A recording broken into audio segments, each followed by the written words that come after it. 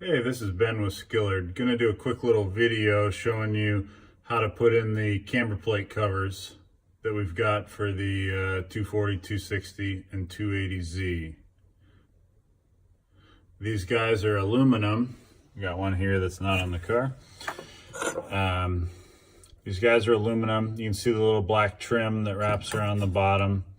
You'll get a piece of that in the packaging, and you can trim it to fit.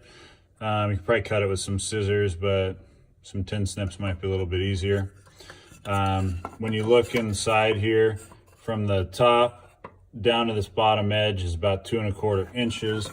The reason is so that way you can make sure to clearance your adjustment on the top of the coil over here.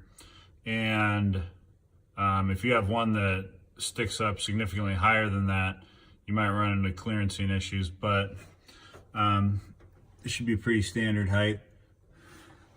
So you can see the cap basically sits over the top of that, because normally you have cutouts when you put in the welding camber plates or bolt-in adjustable camber plates that will go straight to the ground. Haven't tested this with the bolt-in, so for now just know that it works with the weld-in. So what you're going to do is you're going to position it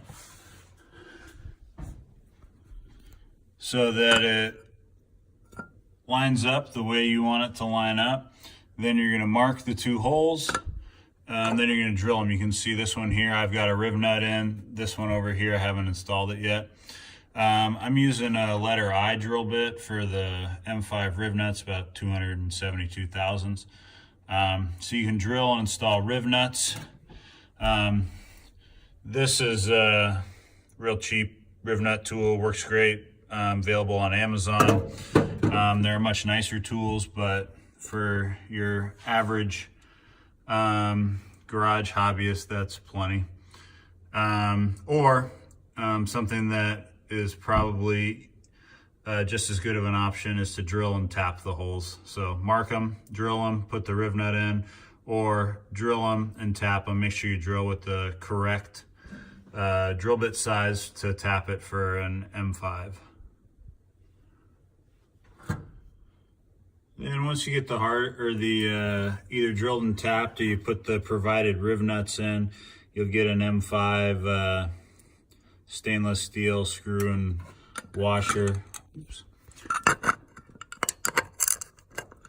That you'll be able to thread into either your tap tool or the riv nut insert, and ultimately get it lined up, bolted down in position to help with some of that road noise and debris that can just come in that opening. Just a thought, if you're trying to get it to be a little more sealed, a little more quiet, maybe a little patch of Dynamat on the inside, as long as you have the clearance for your coilover, might give you even a little more help.